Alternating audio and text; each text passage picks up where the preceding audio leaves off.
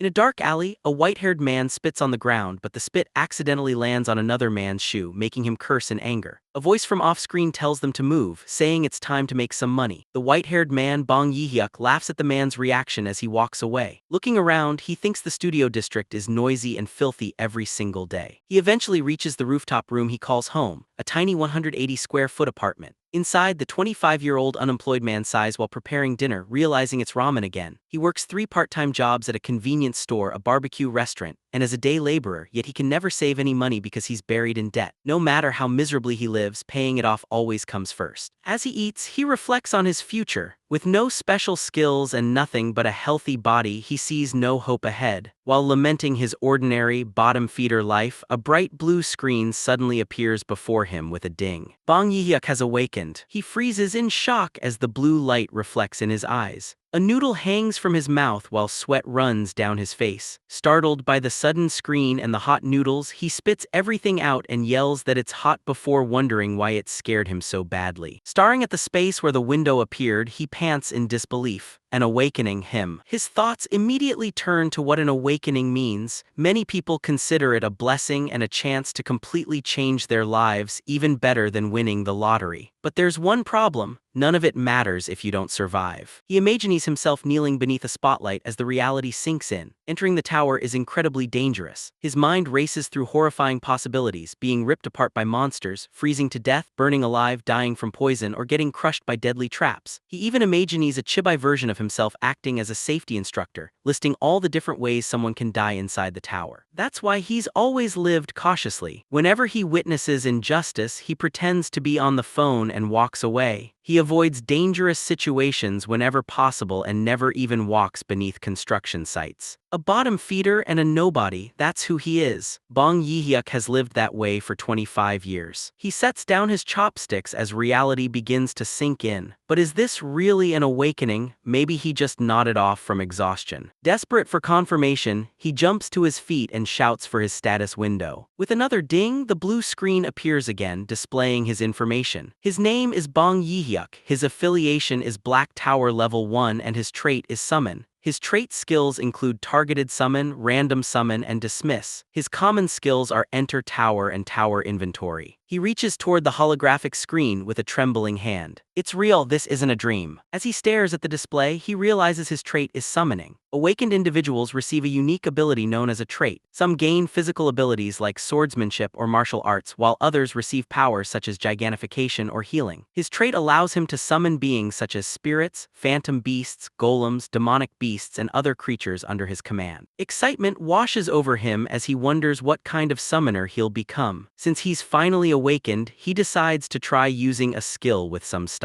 Striking a dramatic pose, he thrusts his hand forward and activates Summon before selecting Random Summon. He waits confidently, but nothing happens. A large question mark practically appears over his head as he stands there in awkward silence. Scratching the back of his head with an embarrassed chibi version of himself mirroring his reaction, he suddenly realizes his mistake. Of course, skills don't work outside the tower. He remembers the basic rule every player knows. Their abilities only function inside the tower. Outside, aside from accessing the system window, awakened players are no different from ordinary civilians. Turning away in embarrassment, he scolds himself. Anyone with an internet connection knows that. He feels like a complete idiot. Just as he convinces himself there was no chance the skill would activate outside the tower, another familiar ding echoes through the room. The blue system window appears once again, initiating Random Summon. His eyes widen as a purple light reflects in his pupil. What? Yi-hyuk thinks, completely caught off guard. A brilliant purple light suddenly fills his tiny apartment as a magical summoning circle forms in front of him. From the blinding glow, a man with tied-back red hair and sleek, combat-ready attire steps forward. Yi-hyuk's jaw drops. Wait, why is this working? And a person. The summoned man greets him with a cheerful salute and a broad smile, confirming that he is indeed human.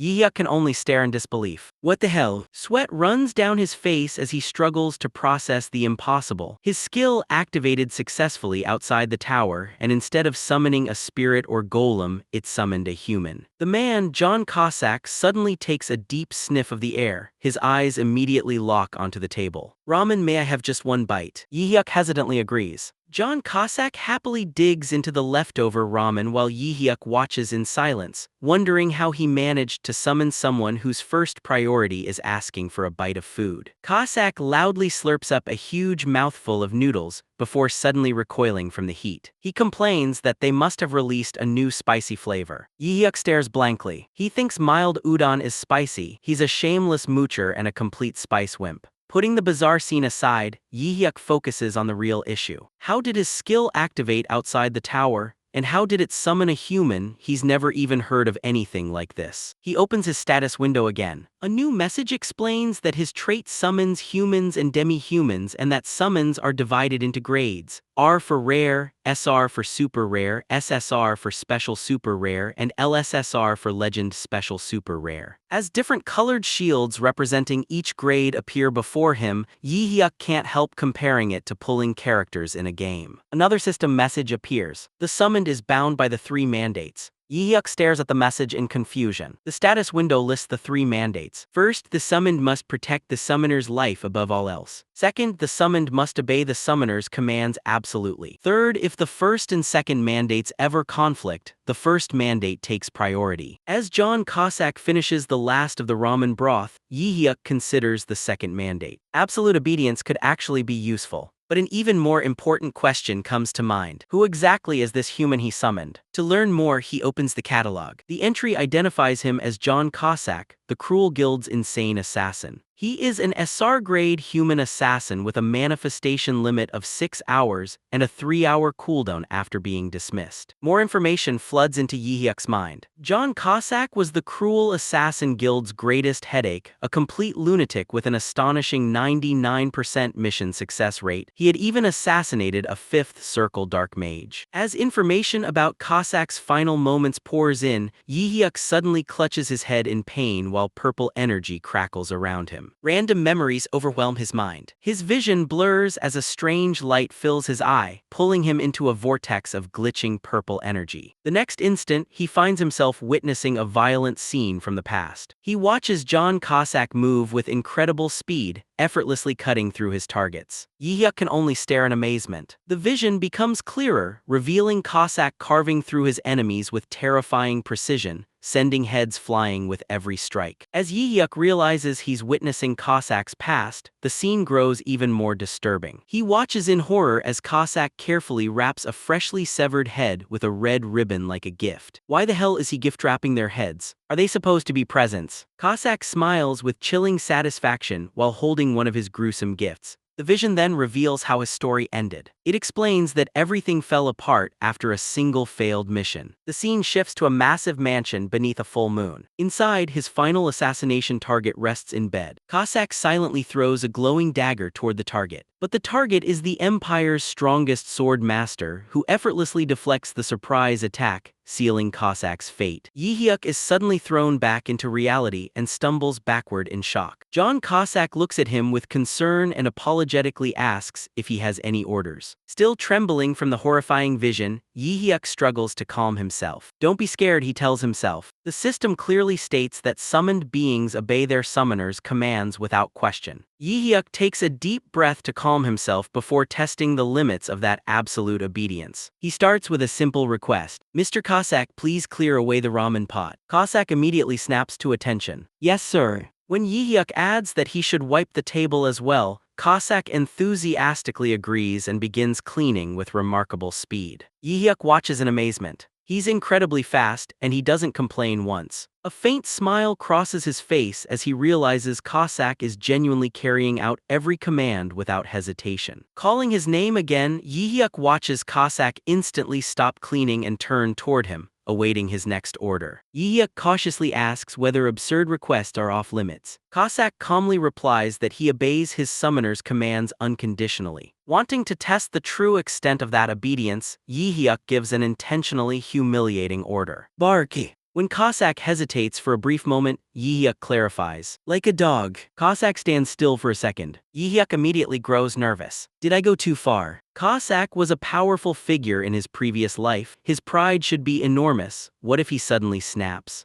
Instead, Cossack happily begins barking and panting like an excited puppy. Yi-hyuk gives a satisfied thumbs up as the realization sinks in. It really is absolute obedience. Suddenly, loud pounding erupts from the front door, startling both of them. A man shouts for Bang Yi-hyuk to open the door. Yi-hyuk's expression darkens as he remembers. Today's the interest payment deadline. He quickly tells Cossack to get up and hurry. His thoughts drift to the debt that has ruined his life. He borrowed 10 million won from a loan shark to pay for his father's surgery and his younger brother's college tuition. He believed he could repay it, but the outrageous interest caused the debt to grow to more than 50 million won in only 6 months. Even now, he doesn't regret the decision. It may have been foolish, but he had no other choice. Even if he could go back, he knows he would make the same decision again. The pounding continues as the man outside demands to see his face, claiming he just wants to make sure he's doing well. Yi-hyuk calls for Mr. Cossack. With a crazed grin and both daggers already drawn, Cossack eagerly offers to cut off the visitor's head. Yi-hyuk is horrified. That's not what I meant. He's going to create a disaster. Panicking, Yi-hyuk pushes Cossack into the bathroom and orders him to hide, stay completely still, keep quiet, and not make a sound. Cossack obediently asks one question. Can I breathe?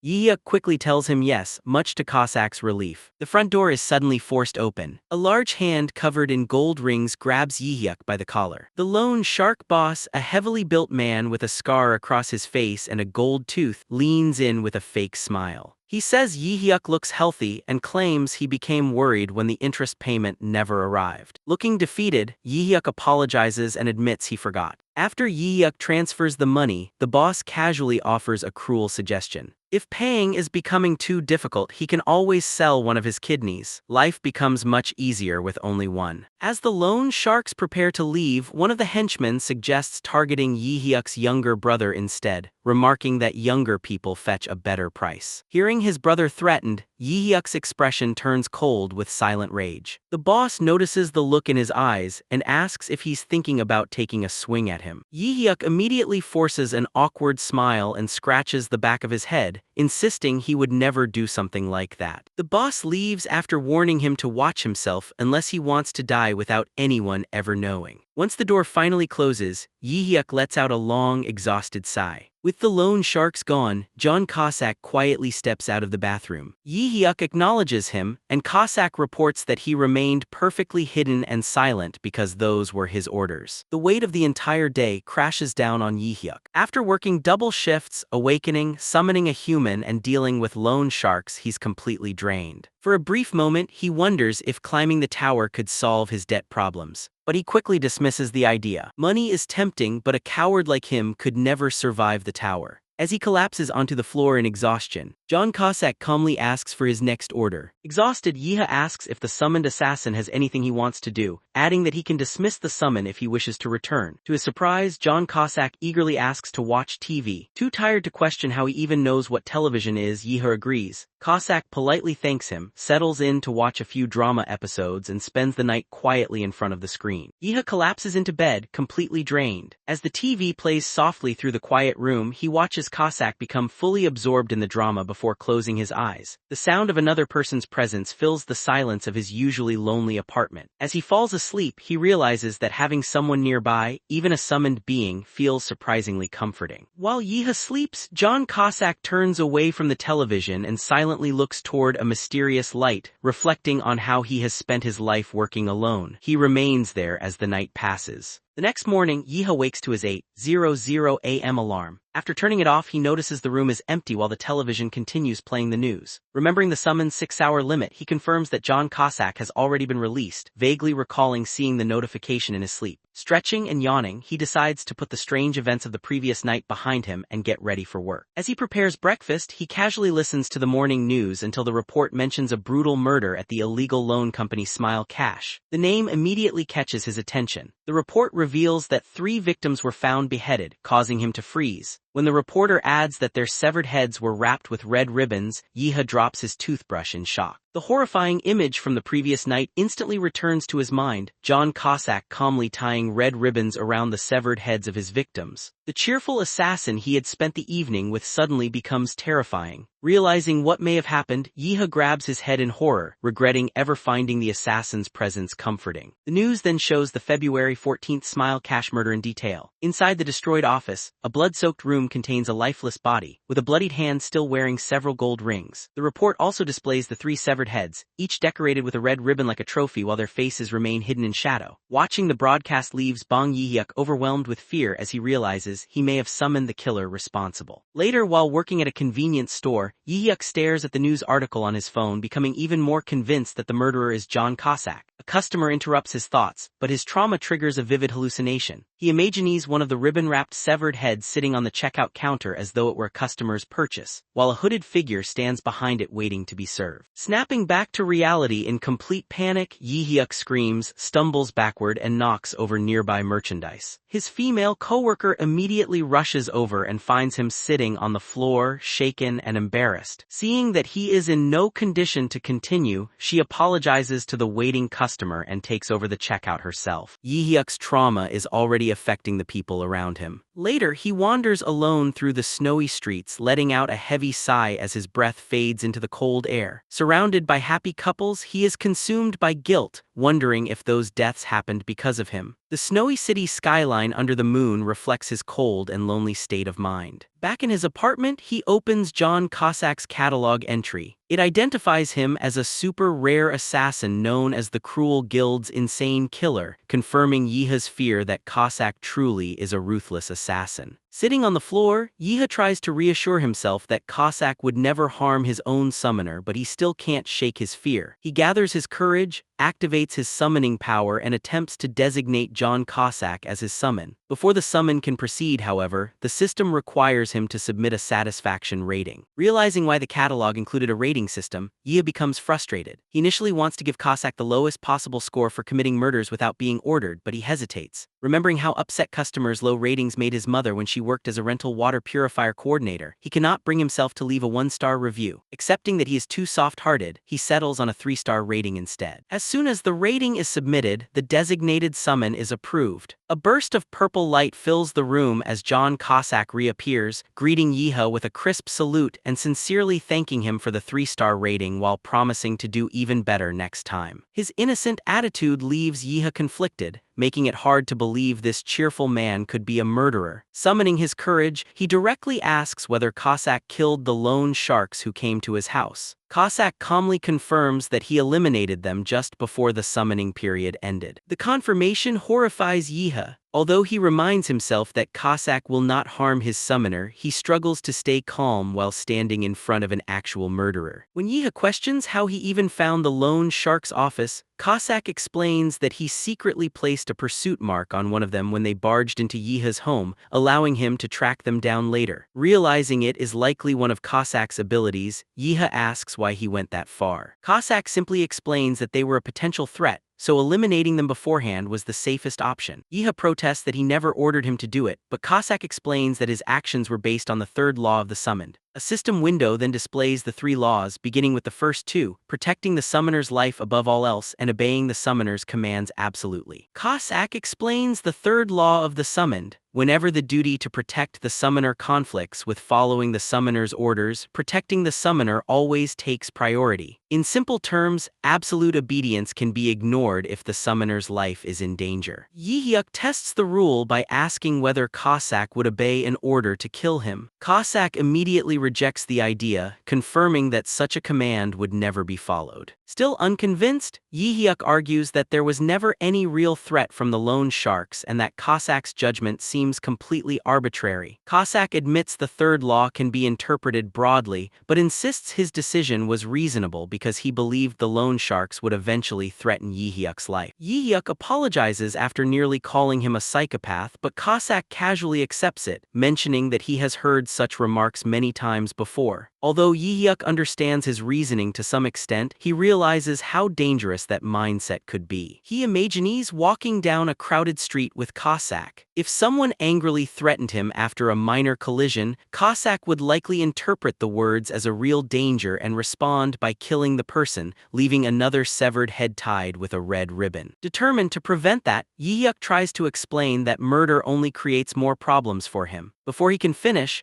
Cossack mistakenly assumes he is being scolded and immediately drops to his knees to apologize. Startled, Yi-hyuk tells him to stand up and firmly explains that killing people for his sake only puts him in greater danger. Cossack insists no one would ever find out, but Yi-hyuk presses him to promise not to kill anyone unless his life is in immediate danger, such as having a knife held to his throat. Before Yi-hyuk can fully explain, Cossack salutes enthusiastically and assures him he will judge situations carefully. His energetic response makes it obvious he still misses the point. Accepting that the conversation has gone nowhere, Yi-hyuk tells Cossack to return. Just before disappearing, Cossack asks whether Yi-hyuk has no intention of climbing the tower. The question leaves Yi-hyuk conflicted. He knows climbing the tower is a once-in-a-lifetime opportunity, but the thought of the terrifying monsters inside reminds him how easily he could die. Changing the subject, Yi-hyuk asks whether Cossack ever served another summoner. Cossack confirms that he did and remembers his previous master as someone both strong and courageous. Comparing himself to that person, Yi-hyuk feels ashamed. He admits that others use their awakened abilities to protect the world, while he lacks the courage to risk his own life and sees himself as nothing more than a coward. Instead of criticizing him, Cossack unexpectedly praises him as the best summoner. Grabbing Yi-hyuk by the shoulders, he explains that a summoner's greatest virtue is putting safety first. According to Cossack, bravery only leads to unnecessary deaths, and if the summoner dies, the summons disappear as well. Yi-hyuk struggles to follow the logic, but Cossack reassures him that he will handle all the dirty work himself. As he fades away, he leaves Yi-hyuk with one final piece of advice: to keep playing it safe and live a long life. That night, Yi-hyuk lies awake, unable to sleep peacefully as he continues worrying about whether he should climb the tower. By morning, he finally sits up, having made his decision with quiet resignation. After making up his mind, Yi-hyuk convinces himself that climbing the tower is not for someone like him. With the loan sharks gone along with his debt, he decides to live a quiet, ordinary life. Standing on his rooftop, he stretches and promises himself that if he works honestly and safely, everything will eventually improve. Just then his phone rings. It is his father, who tells him that his rehabilitation requires transferring to a larger hospital. Before Yi-hyuk can process the news, his mother tells him she has also lost her job. She tries to reassure him and explains that she only called because they had not been able to reach him. After promising to visit them and asking them not to overwork themselves, Yi-hyuk ends the call and quietly covers his face as the weight of his family's situation sinks in. Standing silently beneath the clear sky, his despair gradually turns into determination. Forced to act, Yi-hyuk prepares to enter the tower. He equips himself with a construction helmet, a safety vest, a metal bat, and a work-in-progress sign as a makeshift shield. His plan is simple: explore only the first floor, leave immediately if anything seems dangerous, and take advantage of his day off from work. Before entering, he prepares to summon an ally but suddenly realizes he does not have to rely on the unpredictable John Cossack. Hopping for a stronger summon, he attempts a random summon, imagining that he might receive an even rarer companion. His hopes are immediately crushed when the system informs him that random summoning is on a 28-day cooldown. With no other choice, Yi-hyuk summons John Cossack instead. Cossack appears in a flash of purple light, enthusiastically thanking Yi-hyuk for the 5-star rating and declaring himself ready to follow any order. Nervously, Yi-hyuk wonders if Cossack somehow knows he tried to summon someone else before awkwardly welcoming him. Gathering his courage, Yi-hyuk announces that he has decided to enter the tower. Cossack praises his bravery, prompting Yi-hyuk to immediately correct himself and explain that he only intends to look around the first floor before leaving if it becomes dangerous.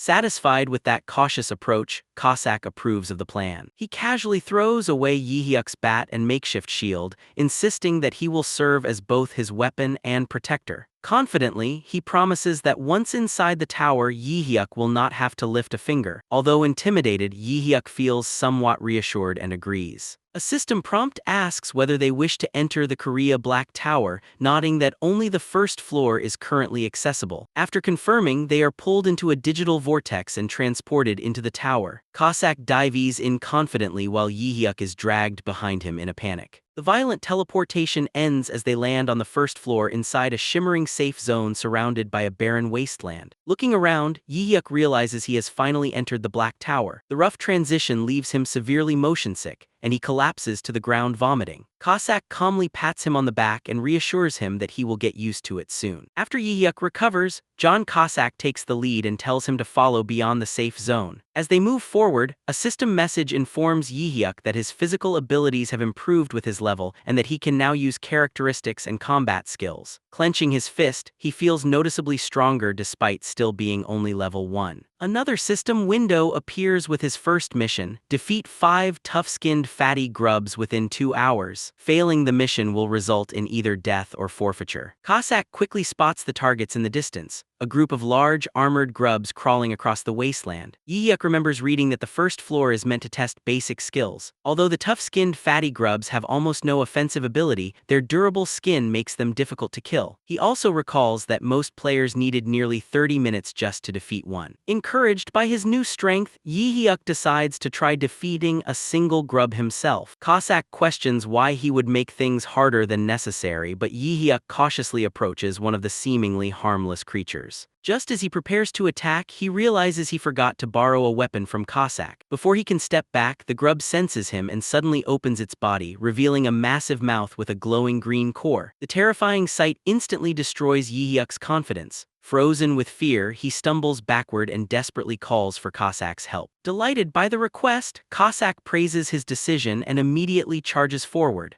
Gathering blue energy around his fist, he lands a single devastating blow that explodes the first grub in a burst of green fluid. He then tells Yihyuk to stay back before rushing the remaining monsters. Moving at incredible speed, Cossack unleashes a barrage of glowing energy blades that cuts through every remaining grub at once. As he calmly lands, he identifies the technique as blade explosion. The defeated grubs instantly shatter into glowing blue particles, leaving Yihyuk staring in complete disbelief. Watching every enemy fall in an instant, he realizes they were all defeated effortlessly. A series of system messages then confirms that Yihyuk has cleared the first floor, gained a level, earned a 100G magic stone, and achieved an S++ clear rank, which rewards him with a platinum badge. Overjoyed by how easily everything went, Yihyuk excitedly imagines that he might become rich before long. The scene briefly shows that every player in South Korea has a similar system interface. Students, office workers, people with disabilities, and even visitors at PC cafes all interact with their own status windows, showing how the tower has become a part of everyday life. Another system message announces that Yihyuk is now eligible to challenge the second floor before automatically returning him to the outside world. Surrounded by a pillar of light, Yihyuk and Cossack are teleported back to his apartment. Checking the time on his phone, Yihyuk is stunned to discover that the entire tower expedition took only 5 minutes. Beside him, Cossack simply smiles cheerfully. Back in the apartment, Cossack congratulates Yihyuk on clearing the floor. Embarrassed, Yihyuk points out that he barely did anything, but Cossack insists that staying out of danger was exactly the right decision. Yihyuk recalls hearing that most players barely survive the first floor after struggling to kill the grubs,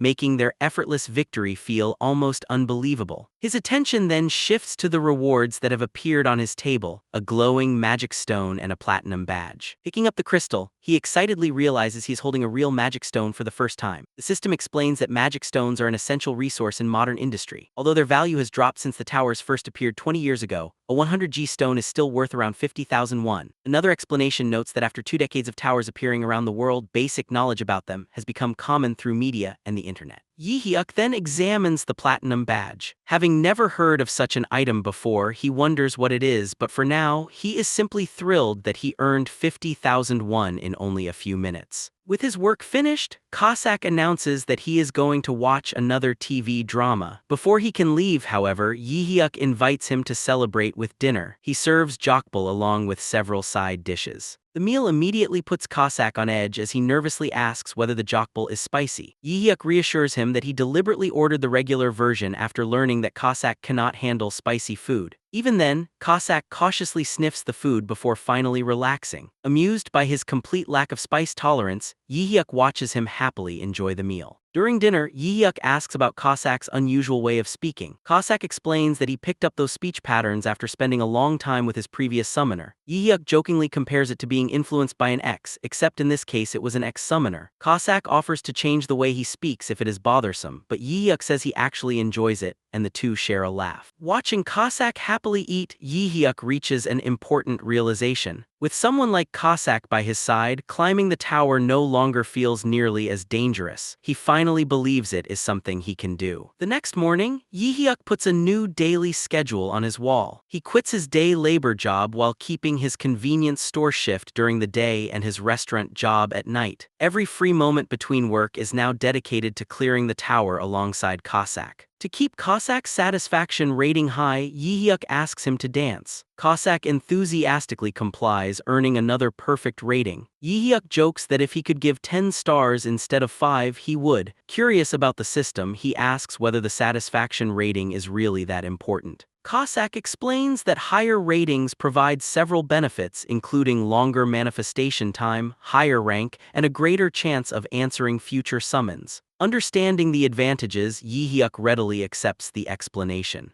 With their new routine established, they enter the Black Tower again. A system message announces their arrival on the second floor, where the new mission requires them to defeat 10 quick-witted fatty grubs within 2 hours. As the faster grubs race across the wasteland, Yi-hyuk is surprised by their speed and asks Cossack what they should do on the second floor. Cossack responds with complete confidence, ready to take charge once again. When Yi-hyuk asks what they should do, Cossack confidently replies that there will not even be time for a strategy, holding up 3 fingers. He declares that the floor will be cleared in just 3 minutes. Blue energy surges around him as he promises to finish quickly and escort Yi-hyuk safely home. Caught up in the excitement, Yi-hyuk promises to treat him to chicken and beer afterward. The offer immediately motivates Cossack, who happily thanks him before charging into battle. Using Blade Explosion once again, Cossack instantly wipes out every quick-witted fatty grub. Watching the effortless victory, Yi-hyuk can only stare in disbelief. A system message confirms the successful completion of the second floor mission. Yi-hyuk levels up, receives a 200G magic stone, and earns another S++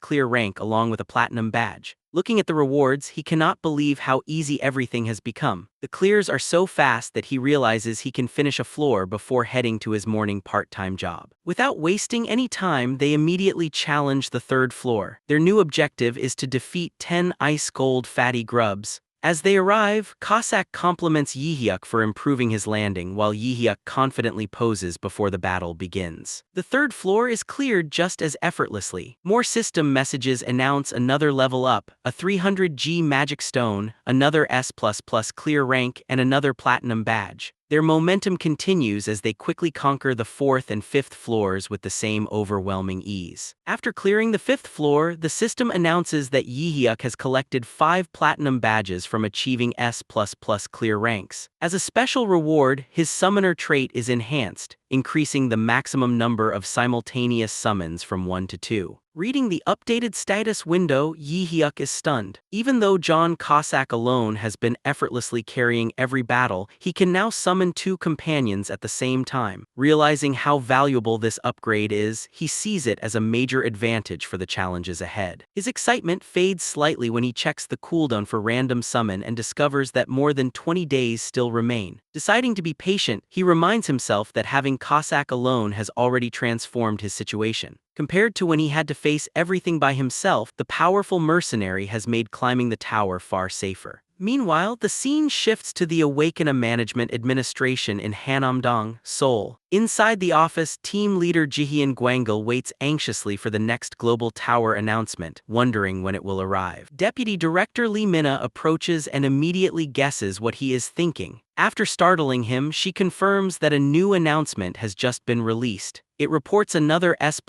clear for the Korea Black Tower, this time on the 6th floor. Jihyun explains that global announcements have recently been appearing one after another, and every one of them reports an S++ clear. Since the floors have been cleared consecutively from the 1st through the 6th, he is convinced they are all the work of a single individual with unprecedented talent. If the 7th, 8th, 9th, and 10th floors are also cleared with S++ ranks, there will be no doubt about the identity of this extraordinary player. The atmosphere inside the Awaken Management Administration grows tense as Director Park Jiangsu finally speaks. He reminds everyone that Korea's highest recorded tower clear had only reached rank A, and until now, no one even knew ranks above that existed or that an S++ clear would trigger a global announcement. He explains that, in today's world, talented players are often recruited by other countries, with some even being secretly abducted before they can be naturalized elsewhere. Determined not to let that happen, he orders his staff to identify the mysterious player immediately and closely monitor every newly registered awakener. 2 days later, the scene shifts back to Yihyuk's apartment. As he asks whether today's goal is the 8th floor, Cossack cheerfully replies while washing dishes in bright pink rubber gloves. With one floor being cleared every day, everything has been progressing smoothly. Confident that the first 10 floors are considered the beginner zone, Yihyuk and Cossack enter the 8th floor, where a mission appears requiring them to defeat 10 red thorn frog warriors. The pair is immediately surrounded by monstrous frog warriors. One of them launches its long tongue like a spear, but Cossack reacts even faster. His blades flash with blue energy as he cuts through the attack before effortlessly eliminating the entire group in a blur of precise strikes. System messages confirm the successful completion of the 8th floor mission. Yihyuk levels up, earns more magic stones and healing potions, and receives another S++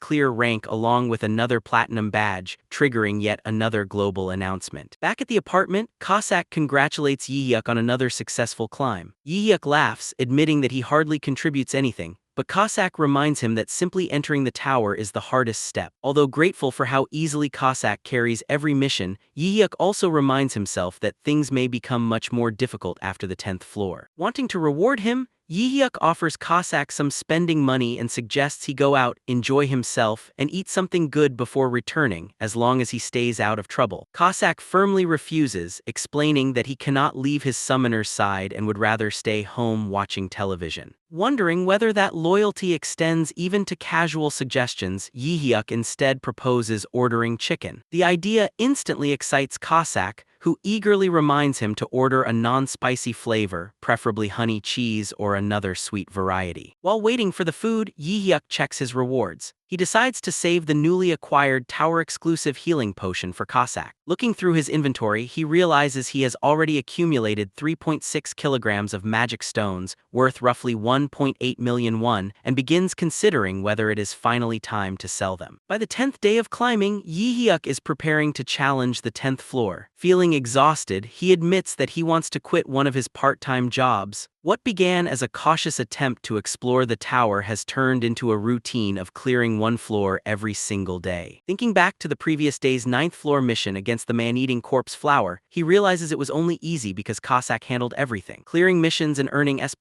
rewards has become routine, making the entire process feel almost unreal. Even so, he reminds himself not to forget that the dependable companion beside him is still the same assassin who once killed 3 people without hesitation. Just then, a system message appears for his designated summon. Thanks to Yihyuk's consistently high satisfaction ratings, John Cossack's manifestation time increases by 1 hour. Delighted by the reward, Cossack happily thanks him and promises to continue handling everything on his behalf. Smiling, Yihyuk feels that giving Cossack the highest rating was well worth it. As they prepare for the next challenge, a series of system messages announces their arrival on the 10th floor. Their physical abilities are adjusted to match their current level, and their traits and combat skills become available. Standing inside the 10th floor forest, Yihyuk immediately notices the difference. A hexagonal pattern briefly flashes across the sky as he feels his body becoming much stronger. Mana begins flowing through him, filling him with newfound confidence. Convinced he has finally become strong enough to contribute, he proudly tells Cossack that this time he will fight alongside him. Cossack immediately rejects the idea, insisting that if Yihyuk were injured even slightly, he would never forgive himself. He tells Yihyuk that simply supporting and praising him is more than enough. Still determined, Yihyuk insists that he has to help this time. Before he can do anything, a massive eye appears from behind a tree. Moments later, an enormous praying mantis emerges, towering over both of them. The sight instantly destroys Yihyuk's confidence as he wonders how any player could possibly defeat a monster like that. Mistaking Yihyuk's fear for wounded pride, Cossack comments that sending 2 people to kill a mere insect might seem excessive. Yihyuk quietly admits that his pride has definitely taken a hit, though not for the reason Cossack thinks. As the giant mantis hisses and prepares to attack, Yi Hyuk immediately abandons any thought of fighting himself and simply cheers Cossack on instead. Cossack charges forward in a blur, unleashing a web of brilliant blue energy that slices the giant praying mantis into countless pieces. He calmly announces that the mission is complete as the monster disintegrates behind him. System messages confirm the successful completion of the 10th floor mission. Yi Hyuk levels up,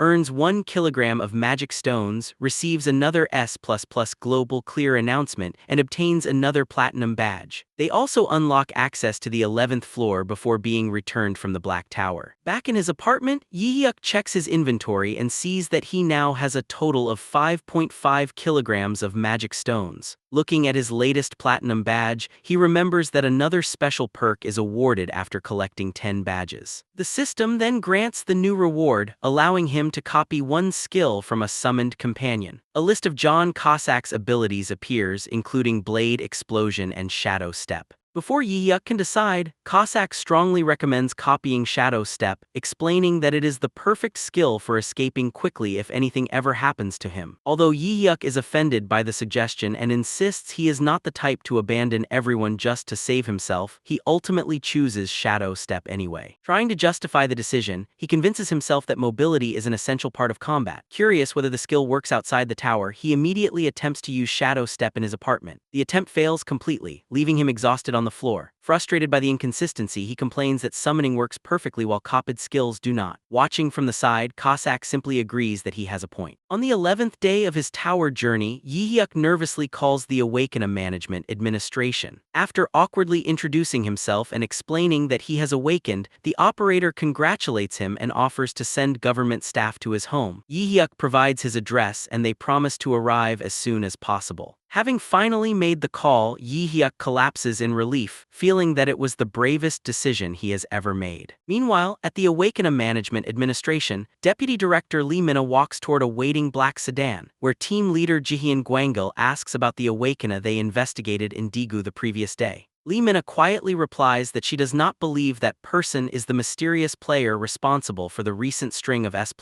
clears either. Gwangil sighs in frustration, wondering whether the mysterious player even exists. Lee Mina informs him that another awakening report has come in that day and asks if he wants to investigate. Without hesitation, he agrees, determined to keep searching. If they find the player behind the S++ clears, he intends to recruit them into the elite team by offering every benefit the administration can provide. Meanwhile, back at his apartment, Yi Hyuk frantically cleans every corner of the room before the administration officials arrive. When the doorbell rings, he nervously opens the door and welcomes the two visitors inside, apologizing for the cramped apartment. Team leader Jihyun Gwangil introduces himself and Deputy Director Lee Mina, explaining that she is also an awakened player and can answer any questions Yi Hyuk might have. Already nervous, Yi Hyuk becomes even more flustered upon meeting her. As they step inside, Lee Mina suddenly walks right up to him and studies his face from only inches away. Completely caught off guard, Yi Hyuk freezes. In a serious tone, she quietly asks whether he is the mysterious S++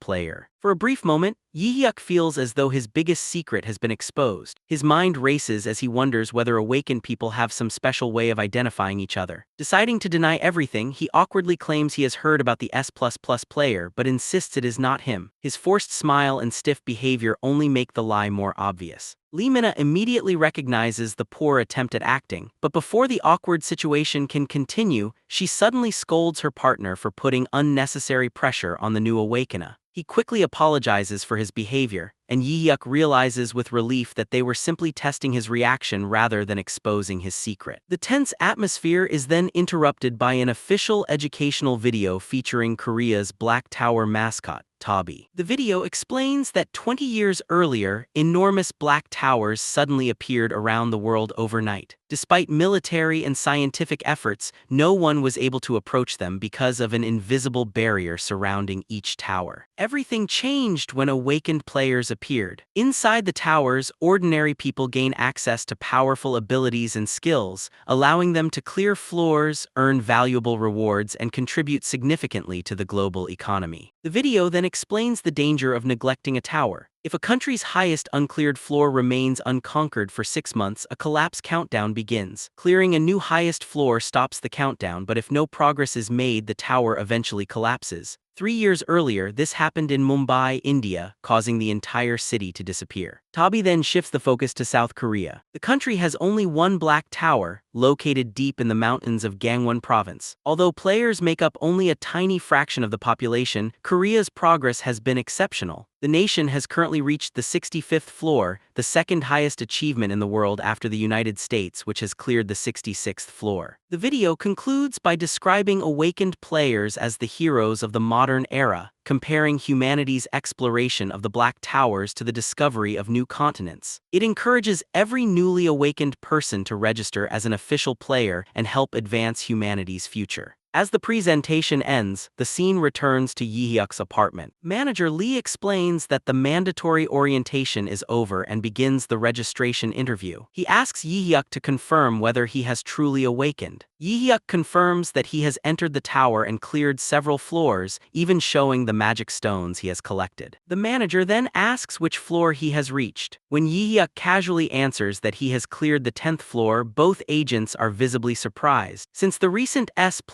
global announcements also reached the 10th floor, Lee Mina's suspicion immediately grows. She quietly asks whether he has heard about the recent S++ global announcements. Trying to stay calm, Yi-hyuk awkwardly replies that he has heard of them and comments that whoever achieved those clears must be an incredible player. Despite his efforts to appear relaxed, his nervous expression only makes him look more suspicious. Changing the subject, Manager Lee explains the two registration options available to awakened players. The first is the elite climbing team, which works closely with the government and receives extensive support, including protection outside the tower, in exchange for the responsibility of pushing to higher floors. The second is the general climbing team, where players freely choose their own climbing schedule with far fewer obligations. As the manager begins describing the benefits of the elite program, Yi-hyuk's imagination runs wild. He pictures himself being exposed as the mysterious S++ player, constantly surrounded by reporters and monitored wherever he goes. When Manager Lee adds that elite members are required to wear body cameras while climbing, Yi-hyuk immediately decides that the elite team is absolutely not for him. Before the explanation is even finished, Yi-hyuk firmly declines the offer. The sudden refusal leaves both agents surprised. When Manager Lee encourages him to think about it more carefully, Yi-hyuk insists that he is satisfied with joining the general climbing team. He claims he has no exceptional talent, finds climbing frightening, and only wants to clear reasonable floors for reasonable rewards. Although surprised by his determination, Manager Lee accepts the decision. Watching the exchange, Lee Mina concludes that he is simply an overly cautious player who prefers safe progress over ambition. In her mind, someone with that mindset would never qualify for the elite team anyway, whose members must possess a strong desire to keep climbing. With the registration nearly complete, Manager Lee asks Yi-hyuk to enter the tower one final time so they can officially verify his awakening. Yi-hyuk agrees, reasoning that he might as well use his daily tower entry instead of wasting it. At the same time, he realizes the agents are probably still trying to determine whether he is the mysterious S++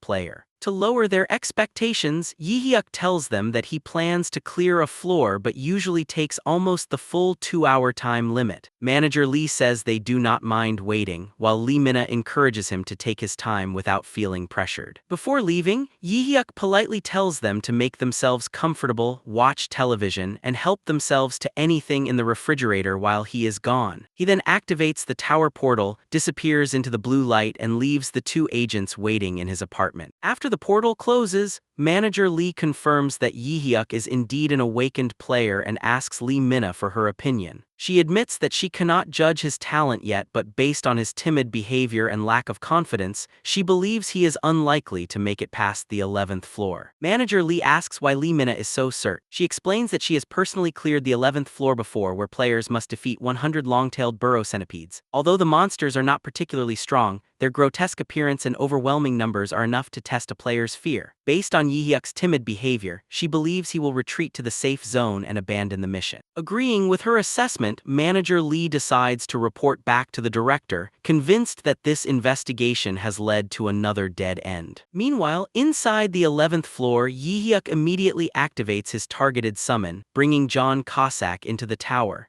After greeting him with a salute, Cossack waits for instructions as the mission appears, requiring them to defeat 100 long-tailed burrow centipedes. Disgusted by the objective, Yihyuk orders Cossack to hunt as slowly as possible. He explains that government officials are waiting outside and that finishing too quickly would trigger another S++ global announcement. He even plans to dismiss Cossack before leaving the tower so nothing seems unusual. Understanding the plan, Cossack agrees. Confident that he can finally avoid drawing attention, Yihyuk believes a slow clear will convince everyone that he is an ordinary player. Cossack begins fighting the centipedes at a deliberately slower pace. Satisfied with the reduced speed, Yihyuk feels everything is going according to plan. Suddenly, a giant centipede bursts from beneath his feet. The horrifying sight completely paralyzes him as more centipedes rush toward him. Terrified of insects, he cannot move or even activate his escape skill. Seeing his summoner in danger, Cossack immediately abandons his previous orders. Ignoring the instruction to take it slow, he rushes forward and unleashes a relentless barrage of attacks, tearing through the swarm with overwhelming speed.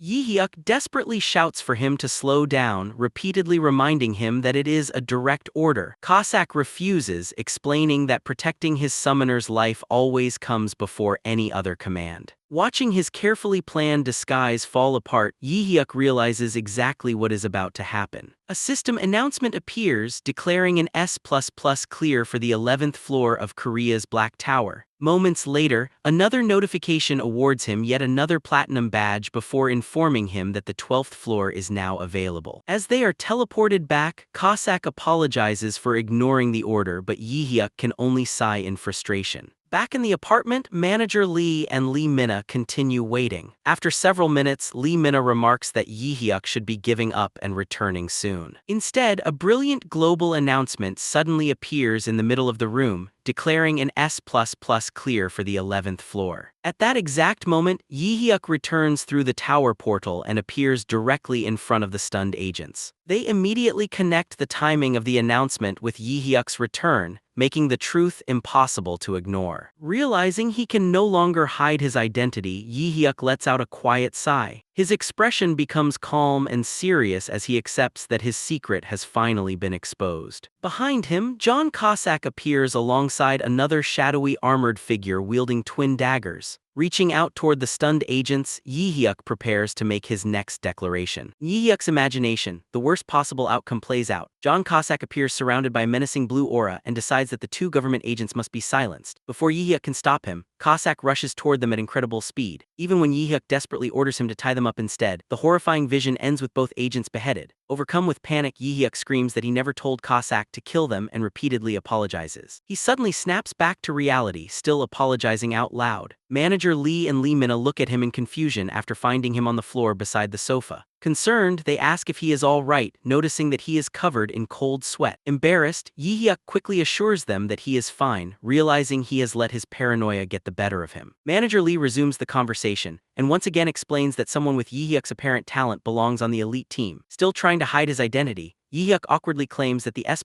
announcement must have belonged to another player whose timing simply happened to overlap with his tower run. Although Manager Lee finds the coincidence difficult to believe, Yihyuk firmly insists that he has nothing to do with the S++ clears. Accepting his explanation for the moment, Manager Lee presents a contract. To Yihyuk's surprise, it is not the standard agreement he requested but a special ultra-elite contract reserved for exceptional players. The contract offers extraordinary benefits, including an annual salary of 12 billion won, government-provided real estate, VIP treatment, full-time security, and even legal immunity privileges. Manager Lee explains that these benefits are currently granted only to South Korea's top-ranked player, Yoo Cheolman, and that the contract represents the highest level of support the government can provide. Despite the unbelievable offer, Yihyuk immediately refuses. He firmly states that he will only accept a standard player contract. Surprised by such a strong rejection, Manager Lee asks for his reason. Yihyuk honestly admits that he dislikes being the center of attention. He explains that whenever people focus on him, it becomes emotionally exhausting. Even simple situations such as speaking with store employees or becoming a regular customer somewhere make him uncomfortable enough to avoid returning. Manager Lee summarizes his explanation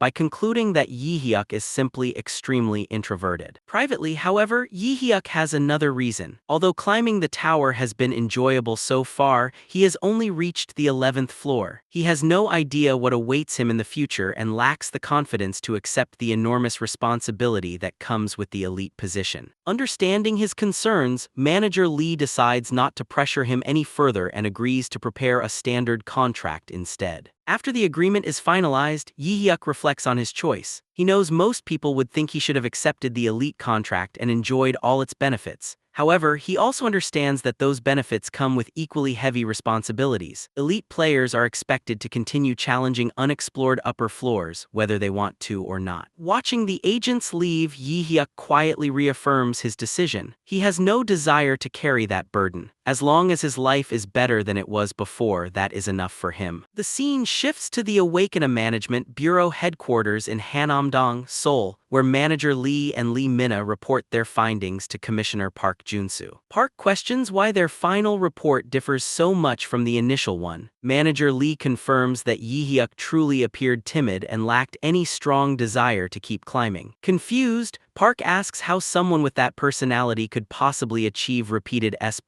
clears. Manager Lee admits he cannot explain it. In his opinion, Yi-hyuk seems unusually ordinary despite his extraordinary accomplishments. When Park asks whether they might have misjudged him, Manager Lee firmly denies the possibility, pointing out that the timing of the global announcements matched Yi-hyuk's tower runs too perfectly. Growing impatient, Park dismisses Yi-hyuk's personality as irrelevant. His talent is what matters, and he orders his staff to recruit Yi-hyuk into the elite team by any means necessary. Manager Lee accepts the order without hesitation. Back at his apartment, Yi-hyuk replays the earlier meeting in his head, satisfied that he firmly rejected the elite offer. He then turns to John Cossack, blaming him for exposing everything. Although pretending to be angry exhausted him, he warns Cossack that if he ignores another order, he will be dismissed immediately. Cossack obediently accepts the warning. Yi-hyuk then enters the tower once again. The 12th floor mission requires him to defeat 20 icicle spear weasels within 3 hours. Upon arriving on the frozen floor, Yi-hyuk repeatedly reminds Cossack to clear it as slowly as possible. Believing he has finally earned Cossack's trust, he is confident this attempt will avoid another S++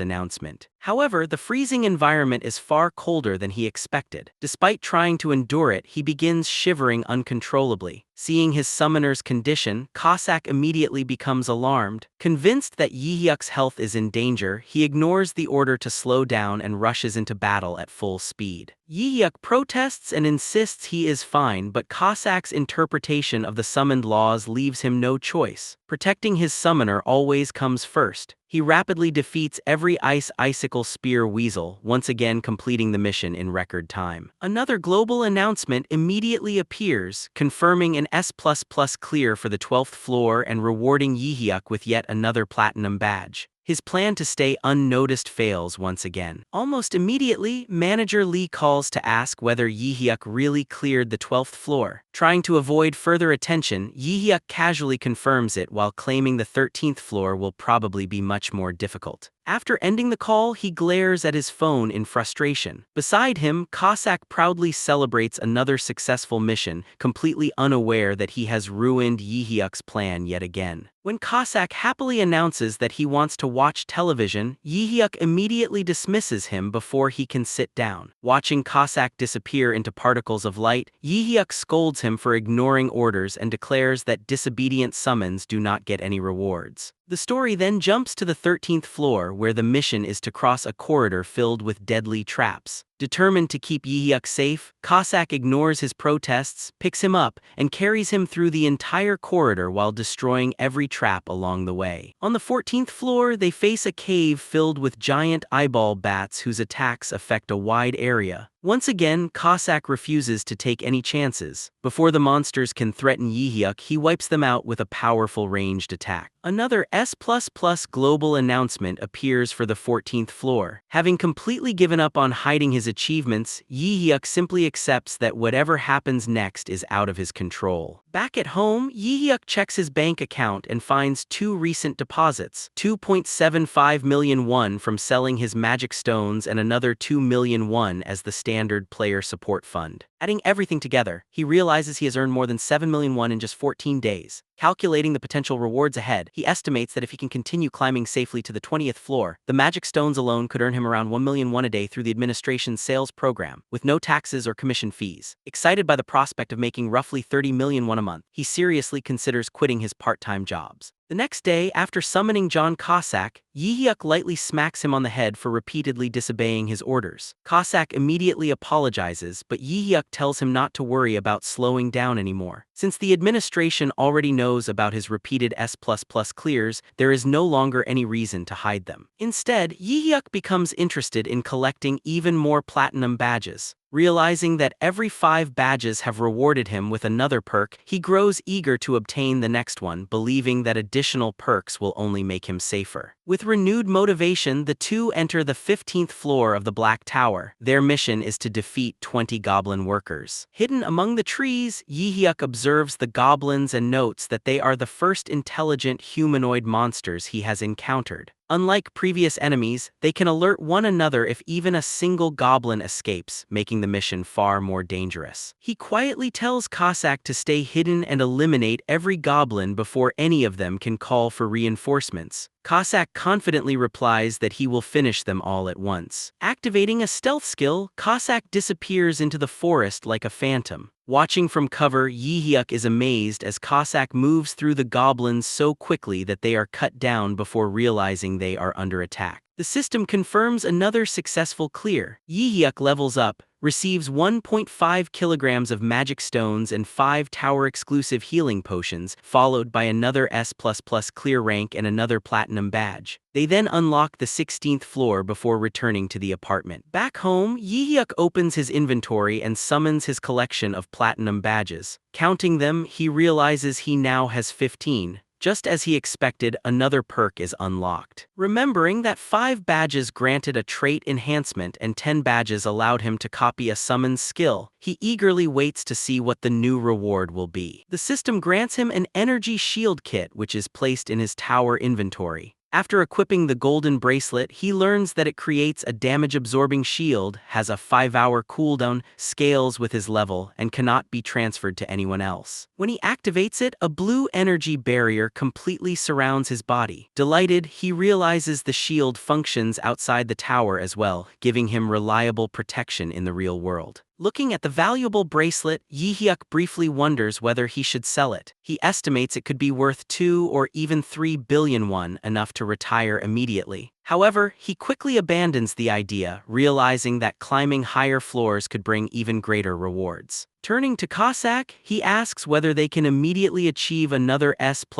clear on the 16th floor. While eating, Cossack explains that clearing the floor is certainly possible, but he cannot guarantee another S++ rank. Surprised by the answer, Yi-hyuk is left wondering what his next move should be, while Cossack casually continues eating, seemingly unconcerned by the problem. Yi-hyuk stares at the energy shield bracelet again, wondering if he should simply sell it for a fortune. Elsewhere, Director Park Jeong-soo meets with his agents to discuss the mysterious S++ player. Team leader Jeon Gwangil reports that the global announcements have stopped for 15 days and believes Bong Yi-hyuk is currently stalled on the 15th floor. Frustrated, Director Park laments that someone with such incredible talent also happens to be so timid. Gwangil points out that the 16th floor marks a major jump in difficulty and suggests Yi-hyuk may simply be preparing before advancing. Just then, Gwangil receives a call informing him that Yi-hyuk wants to visit the player shop. The news immediately changes Director Park's outlook. Realizing Yi-hyuk was likely farming the 15th floor to earn money for equipment, he regrets misjudging him. Since Yi-hyuk had almost no gear when they first met, he orders the staff to sell him anything he wants at an enormous discount. A flashback reveals what Yi-hyuk had actually been doing during those 15 days. After obtaining the energy shield, he asks Cossack to stab him so he can test it. Cossack is is horrified, believing he has somehow offended his summoner and desperately begs for any punishment except harming him. When Yi-hyuk insists it's only a simple test, Cossack refuses to listen. Growing impatient, Yi-hyuk grabs Cossack's dagger and stabs himself instead. Unfortunately, he forgets to activate the shield first. The blade pierces his stomach, but a healing effect immediately restores the wound. Cossack is horrified, blaming himself and even trying to cut off the arm that held the dagger. Yi-hyuk quickly stops him, assures him he's fine, and orders him to continue hunting. Still shaken, Cossack tearfully obeys and clears the floor in under 10 minutes. While waiting, Yi-hyuk decides to practice his newly copied asterisk shadow step asterisk. Blue energy surrounds him as he activates the skill for the first time. Dashing effortlessly through the forest, he quickly understands why Cossack recommended learning it first. The technique allows him to move with incredible speed and complete freedom, making it the perfect skill for escaping dangerous situations. While practicing shadow step, Yi-hyuk suddenly senses movement in the bushes. A goblin that had apparently hidden from Cossack lunges at him without warning. Startled, Yi-hyuk instinctively activates his energy shield just in time to block the attack before kicking the goblin away in disgust. The monster is instantly skewered through the head by Cossack, who appears from the shadows to protect his summoner. After casually tossing the corpse aside, his expression immediately turns serious as he rushes over to check Yi-hyuk for injuries. Relieved to find him unharmed, Cossack sternly scolds him once again for putting himself in danger. Yi-hyuk can only promise to be more careful while enduring the lecture. Back in the present, Yi-hyuk reflects that after farming the 15th floor for 15 days, he has become much more comfortable using his skill. During that time, he accumulated 22.5 kg of magic stones worth 11,250,000 won. He calls team leader Jeon Gwangil and asks to visit player shop. Although Yi-hyuk declines an escort, Gwangil insists it's a standard service and personally picks him up in a luxury limousine. Upon arriving at the Awaken Management Administration, Yi-hyuk receives VIP treatment. His vein data is registered, allowing him to enter the player shop whenever he wants, and Gwangil offers to give him a tour. Wanting to browse alone, Yi-hyuk politely declines. Inside, Yi-hyuk is impressed by the luxurious facility but finds it strangely empty. Assuming the expensive items scare away customers, he heads straight to sell his magic stone. The staff values his 22.5 kg of magic stones at 11,250,000 won, which will be deposited within 3 days. When Yi-hyuk asks if he can immediately spend the pending balance, the staff confirms that he can. Mentally exhausted from shopping, Yi-hyuk decides to quickly buy what he needs before heading home. Meanwhile, Director Park asks Gwangil how the visit is progressing. Gwangil reports that Yi-hyuk is shopping without any issues and reveals that the shop has been closed to all other players for the day. When asked about the prices, Gwangil explains that he secretly instructed the staff to sell everything to Yi-hyuk at a 90% discount. Since Yi-hyuk dislikes receiving favors, giving him free items would only make him uncomfortable, so heavy discounts are the better approach. Satisfied with the plan, Director Park praises the decision. Back at his apartment, Yi-hyuk admires his new equipment, an adamant mace for 2 million won and basilisk leather walkers for 3 million won. Knowing that standard equipment usually costs at least 20 to 30 million won, he realizes Gwangil must have secretly given him special treatment. Although he feels slightly burdened by the favor, he's also pleased with the quality of the gear. He realizes the walkers alone are enough to complete his defense because the energy shield replaces every other armor slot. The incredible perk makes him admit he's becoming increasingly greedy for even better rewards. The following day, Yi-hyuk summons John Cossack again. Instead of farming the 15th floor, he announces they're finally heading to the 16th floor. Then he decides to use his newly unlocked second summon. After chanting random nonsense, the random summon skill activates. A massive purple summoning circle erupts throughout the apartment, releasing overwhelming energy that cracks the floor and nearly destroys the room. As the violent aura settles, a gigantic muscular warrior covered in tribal tattoos emerges from the portal. His appearance shifts into a more monstrous form with horns and glowing red eyes, leaving Yi-hyuk wondering whether he's human or a monster. Before the newcomer can even speak, Cossack instantly attacks him, kicking him square in the face while furiously insulting him. To Yi-hyuk's surprise, the massive warrior barely reacts, casually saying the attack only tickled. Infuriated, Cossack draws both daggers and prepares to kill him, but Yi-hyuk hurriedly orders him to stop. The command immediately overrides Cossack's hostility and he obediently steps back, while Yi-hyuk breathes a sigh of relief that his apartment won't suffer any more damage. Yi-hyuk asks Cossack to move aside so he can speak with the new summon. Cossack warns him that the warrior is infamous in their world for being an idiot who probably doesn't even remember the 3 laws governing summons. Trying to prove him wrong, the warrior proudly claims he memorized them. He correctly recalls the first 2 laws but completely forgets third. Cossack suggests killing the new summon immediately, explaining that doing so would prevent him from being summoned again for 100 days. Surprised, Yi-hyuk learns such a rule exists before checking the warrior's status. The system identifies him as the dim-witted savage meat shield of the Great Plains tribe. His name is unknown, his satisfaction rating is empty, his resummon cooldown is 3 hours and his rank is only R, the lowest possible grade. Disappointed, Yi-hyuk briefly considers waiting a month to use random summon again. Instead, he questions the warrior but every answer is the same. He doesn't know his name, why he's there or even what the tower is. Hopping to learn more, Yi-hyuk opens the detailed information window. The moment he touches it, his consciousness is pulled into the warrior's memories. He witnesses the warrior's peaceful past where he happily lived in nature and found joy in the simplest things. Despite possessing overwhelming physical strength, he was innocent and intellectually slow. His life changes when a man named Arius approaches him, earning his trust and manipulating him until he even forgets his own name. Eventually, Arius uses him as a disposable shield in the battle against the super beast Hydra. The warrior fights fearlessly, enduring the Hydra's corrosive breath while protecting his companions. He tears off its heads one after another, never realizing his own body is slowly melting. After the battle, he dies from the accumulated injuries while the very comrades he protected mock him instead of mourning his sacrifice. The vision ends and Yi-hyuk returns to reality deeply moved. Realizing the warrior was nothing more than a victim, he decides his low intelligence doesn't matter. He warmly welcomes the warrior into his party and promises to make him happy. Since the warrior no longer remembers his own name, Yi-hyuk offers 2 choices and eventually names him Gobang. Gobang immediately accepts the name and pledges absolute loyalty to his summoner. Yi-hyuk then declares that he, Cossack, and Gobang are now comrades who will climb the tower together. Although Cossack is initially shocked, quickly changes his attitude after recognizing Gobang's value as a durable frontline fighter. He happily volunteers to train him into a dependable teammate. With their new party complete, the trio enters the 16th floor of the Black Tower. After their abilities are adjusted to match the floor, they arrive in a dark, misty forest. Their mission is to eliminate 30 goblin scouts within 5 hours. Cossack reminds Yi-hyuk to keep his energy shield active and be ready to use Shadow Step at any moment. Yi-hyuk agrees, knowing the goblin scouts specialize in surprise attacks with poisoned blow dart. As they move through the forest, hidden goblins silently surround them. A poison needle suddenly shoots toward Yi-hyuk but Cossack catches it just before it hits him. Realizing they've been ambushed, Yi-hyuk warns everyone as countless poison needles rain down from every direction. Cossack stands his ground, skillfully deflecting the barrage with his daggers but the sheer number of projectiles is overwhelming. Seeing there are far more enemies than expected, Yi-hyuk immediately calls on his newest summon. Gobang charges forward and slams the ground with tremendous force, releasing a devastating shockwave that sends the hidden goblins flying. As the survivors try to flee, Gobang leaps into the air and crashes down again, creating another massive explosion that even sends Cossack tumbling through the air. The remaining goblins regroup and unleash another volley of poison needles, but every attack bounces harmlessly off Gobang's body. Completely unfazed, he calmly remarks that it only tickles. With the goblins distracted, Yi-hyuk orders a full attack. Cossack instantly cuts down the remaining enemies while Yi-hyuk watches Gobang's overwhelming strength in amazement. Although Gobang is only ranked R, Yi-hyuk realizes his combat ability rivals far higher ranked summons and suspects his low rank exists solely because of his poor intelligence. After clearing the floor, the 3 celebrate with a large box of fried chicken. Gobang happily devours the food, repeatedly calling it kitchen, while Cossack constantly corrects him and even scolds him for grabbing too much at once. When Cossack samples the spicy chicken, he immediately regrets it, revealing he can't handle spicy food. Gobang sincerely thanks Yi-hyuk for feeding him and promises his loyalty, touching Yi-hyuk enough that he says he'll be relying on Gobang just as much as Gobang relies on him. The heartwarming moment doesn't last long before before Cossack starts bullying Gobang again over his pronunciation, forcing Yihyuk to stop another argument. The following day, they enter the 17th floor. After their abilities are adjusted to match the new floor, Yihyuk feels another noticeable increase in strength and briefly becomes overconfident, imagining himself finally joining the battle. Cossack immediately warns him that players often become reckless around level 20 and insists on taking the lead instead. Gobang also promises to protect his summoner, convincing Yihyuk to stay behind. Their new mission is to defeat 30 goblin warriors. Unlike the previous floor, they're confronted by a well-organized battalion of over 60 goblins fighting in disciplined formation. Remembering the guide he studied beforehand, Yihyuk realizes the actual situation is far more dangerous than expected. The standard strategy for the 17th floor is to retreat to the safe zone when the goblin warriors appear, wait for them to split into patrols of 3, then lure and eliminate each group one at a time. Although effective, the method is slow. Yihyuk has no intention of following it. Confident in his new teammate, he calls for Gobang and simply orders him to wipe out the entire army. Gobang charges forward with a thunderous roar, crashing straight into the goblin formation. The goblins hastily form a defensive line, but their shields and spears are completely useless against his overwhelming strength. He tears through the entire battalion, sending goblins and weapons flying in every direction. Watching the one-sided battle, Yihyuk realizes that strategy means nothing when the gap in raw power is this large. To him, it is like sending thousands of bicycles against a battle tank. The floor is cleared with another S++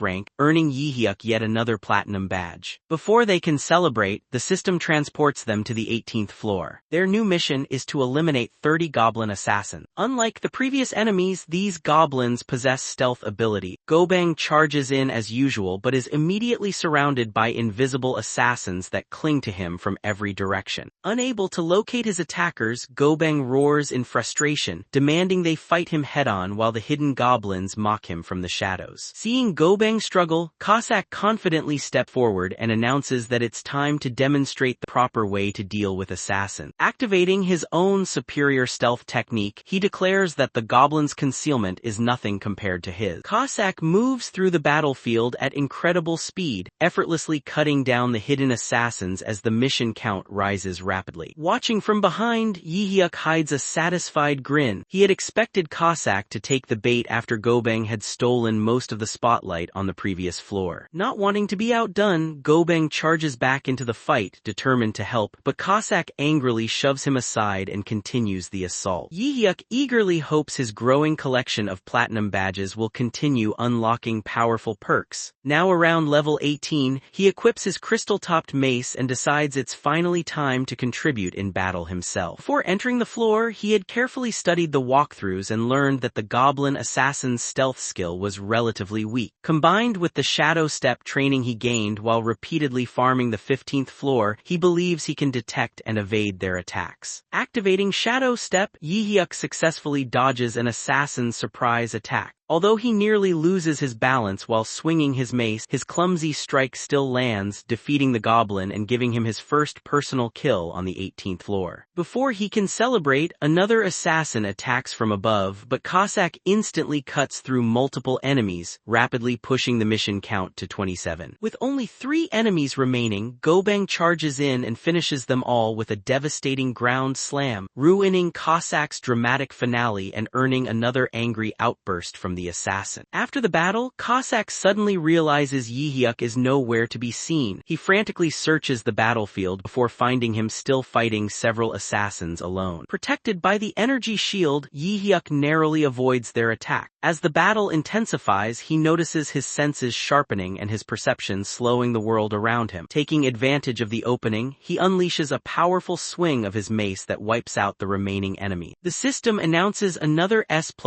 clear on the 18th floor and awards him another platinum badge. When Cossack finally reaches him, Yihyuk happily remarks that he managed to land the final hit, leaving Cossack dramatically devastated while Gobang watches in confusion. Meanwhile, at the Awaken Management Administration, another global S++ announcement appears. The officials celebrate Yihyuk's 18th consecutive S++ clear, praising his steady progress while agreeing that his identity must remain secret for his own safety. News of the achievement achievement quickly spreads nationwide. Broadcasters report that Korea's mysterious player has broken through an 18-floor streak of consecutive S++ clears after a 20-day pause, estimating the player's level to be around 19 and drawing the attention of the entire country. Back home, Yi-hyuk watches the news with a tired sigh, overwhelmed by the growing attention. Noticing Cossack sighing as well, he asks what's bothering him. Cossack explains that Yi-hyuk's growth is happening far too quickly. Alarmed, Yi-hyuk immediately denies having any talent, but Cossack remains convinced that his summoner's potential is developing at an incredible pace. Yi-hyuk laughs off Cossack's concerns, insisting he's only joking whenever Cossack praises his talent. Cossack isn't convinced. After witnessing Yi-hyuk's flawless use of Shadow Step, he believes even he would struggle to replicate it perfectly. That realization only worries him more. He warns Yi-hyuk that as he grows stronger, he'll gradually start enjoying combat, become more confident, and inevitably take greater risks. He reminds him of the promise they made from the beginning: safety and survival always come first. Yi-hyuk reassures him with an innocent smile, promising he'll never do anything reckless. Though Cossack reluctantly accepts the answer, he can't shake the feeling that something bad will eventually happen. Overwhelmed by anxiety, Cossack dramatically laments that their summoner is destined to cause trouble someday. Gobang watches the emotional breakdown with amusement and silently mocks Cossack for crying over nothing. The peaceful atmosphere quickly falls apart when Yi-hyuk smacks Gobang for provoking Cossack. Cossack immediately joins in, kicking Gobang and sending the giant crashing into the furniture. Yi-hyuk watches in horror as his refrigerator topples over, spilling groceries everywhere, including the homemade kimchi his mother gave him. Devastated, he orders both summons to stop destroying the apartment and unsummons them before mourning the loss of his precious kimchi. Wanting a break from the chaos, Yi-hyuk decides to visit his parents the following day. When he arrives home, his mother warmly welcomes him while scolding him for not visiting often enough. He finds his father still recovering from his hip injury and asks how he's doing. Although his mother reminds him that healing takes time, his father brushes it off and tells Yi-hyuk not to worry. The family gathers around the table for a simple meal of stew. During dinner, Yi-hyuk asks about his younger brother Min-hyuk and learns he's out buying tofu. His parents reassure him not to worry about the family's financial struggles or feel pressured to support. Hesitantly, Yi-hyuk considers revealing that he's awakened and casually remarks that it would be nice if he had become a player. His mother immediately becomes suspicious, but before she can finish questioning him, his father and brother burst into laughter, treating the idea as an obvious joke. His father jokes that he's the kind of man who calls his wife whenever there's a cockroach to deal with, prompting Min-hyuk to laugh that it's the funniest joke Yi-hyuk has ever made. Their mother sighs, reminding them that's nothing to be proud of. She then asks whether Yi-hyuk should be at work today. Nervously, he claims it's his day off, even though he quit his job long ago. His mother immediately sees through the lie, pointing out that his face always gives him away. Yi-hyuk clumsily denies lying, but she simply smiles and says she trusts her son. Her words touch him, but she follows them with a serious warning to never borrow money from loan sharks. The reminder brings back painful memories of his past debts and the horrifying Smile Cash murder case. Wanting to avoid the topic, Yi-hyuk asks what happened to her job. His mother explains that she was fired after confronting a rude customer who expected her to clean up recycling and food waste while servicing a water purifier. Unable to ignore the unfair treatment, she spoke her mind despite the consequences. Yi-hyuk reflects on his parents' personality. His mother is fearless and can't tolerate injustice, while his father proudly jokes that the greatest achievement of his life was asking such a strong woman out. Yi-hyuk quietly smiles, deciding to keep his awakening a secret until the situation becomes more stable. Before leaving, he gives Min-hyuk money for their parents and asks him to make sure they don't overwork themselves. Min-hyuk initially hesitates, making Yi-hyuk think he's embarrassed because of the tuition he previously paid for him. Instead, Min-hyuk shamelessly points out that everyone received an allowance except him. Annoyed, Yi-hyuk transfers him another 500,000 won and warns him not to waste it. Afterward, Yi-hyuk visits the Awakening Management Administration. Seeing his family strengthens his determination to survive and continue climbing the tower. A staff member reminds him to contact them before visiting the player shop in the future. Yi-hyuk agrees, though he feels guilty about receiving so much special treatment. Thinking ahead, he realizes that while the energy shield offers excellent protection, the monsters will only grow stronger on higher floors. Looking at the shield on his arm, he concludes that he should invest in additional defensive equipment before continuing his climb. Yi-hyuk decides decides to invest in survival gear and looks for a shield. A staff member first recommends a premium model worth 100 million won, leaving him stunned by the price. Realizing it's far beyond his budget, he reluctantly declines. As more customers enter the shop, his social anxiety only gets worse. He feels overwhelmed, especially having to speak with a female employee, and silently hopes no one pays attention. Seeing his hesitation, the employee recommends a smaller round shield made from an adamantium sectonium alloy. Though much cheaper, it is lightweight, self-repairing, and well-suited for beginner players. After trying it on, Yi-hyuk is delighted by how perfectly it complements his mace, making the two feel like a complete set. When he nervously asks for the price, she tells him it costs 40 million won. After a brief hesitation, he buys it and the payment is completed. Relieved, Yi-hyuk can't help thinking that talking to a shop employee is far more exhausting than fighting goblins. As he leaves the headquarters, eager to return home, friendly-looking player named Choi Hoseok approaches him. Introducing himself, Hoseok says he visits the player's shop regularly and wanted to get acquainted since he had never seen Yi-hyuk before. He casually asks what floor Yi-hyuk is currently climbing, mentioning that he is already in the 30s. Not wanting to reveal the truth, Yi-hyuk simply says he's in the teens. Hoseok offers to help if he ever runs into trouble, but Yi-hyuk politely declines, saying everything is going smoothly. After wishing him luck, Hoseok leaves and Yi-hyuk admires his effortless social skills, even wondering if someone that outgoing must have a girlfriend. Later that night, Yi-hyuk checks his status window. He has reached level 19, can maintain 2 simultaneous summons, and possesses the skills Designated Summon, Random Summon, Unsummon, Tower Inventory, and Shadow Step. Excited to challenge the 19th floor, he decides to settle one matter first. Back at his apartment, he summons John Cossack, who enthusiastically appears and greets him. Yi-hyuk proudly shows off his newly purchased shield, and Cossack becomes so emotional that he nearly tears up. Laughing at the reaction, Yi-hyuk explains that he bought it to maximize his safety. Although Cossack questions whether the extra protection is really necessary, Yi-hyuk assures him that he intends to prioritize survival above everything else. Cossack grimly remarks that his former summoner made the same promise. Yi-hyuk reassures him that he's naturally a coward and will give up immediately if climbing the tower ever becomes too dangerous. Wanting a firm commitment, Cossack asks him to promise never to charge into battle alone. Yi-hyuk grabs his hands and sincerely promises. Satisfied, Cossack tells him that if things ever become hopeless, he should abandon both him and Gobang to escape. Privately, however, he hopes Gobang would be sacrificed first. Just as they prepare to enter the tower, Cossack suddenly catches a familiar scent. Yi-hyuk smiles and reveals that he bought king dumplings especially for him. Instantly forgetting everything else, Cossack becomes completely devoted. The two sit on the floor and eat together, with Cossack happily thanking Yi-hyuk for treating him before Gobang. While eating, Cossack unexpectedly asks whether Yi-hyuk has any enemies. Before Yi-hyuk can properly answer, Cossack senses overwhelming killing intent outside the apartment. Startled, Yi-hyuk immediately tells Cossack to hide and activates his energy shield. Moments later, something metallic rolls across the floor before the door slowly opens. Choi Hoseok steps inside with a suppressed pistol, revealing that he followed Yi-hyuk home after meeting him at the player's shop. Terrified, Yi-hyuk struggles to understand why he's being targeted. Hoseok orders him to remove his bracelet and open his inventory, threatening to shoot him if he refuses. Pressing the gun against Yi-hyuk's forehead, he mocks his fear, convinced he picked another easy victim. Unaware that Cossack is hiding behind him, Hoseok continues threatening Yi-hyuk. Watching from the floor, Yi-hyuk realizes the robber is already finished. Just as Hoseok raises his weapon again, Cossack suddenly appears behind him and knocks him unconscious with a single blow before he can react. Yi-hyuk stares in disbelief before praising Cossack for handling the situation perfectly without killing the intruder. He admits he was worried Cossack might immediately kill him without considering the consequences. Cossack awkwardly laughs, insisting he would never do something like that.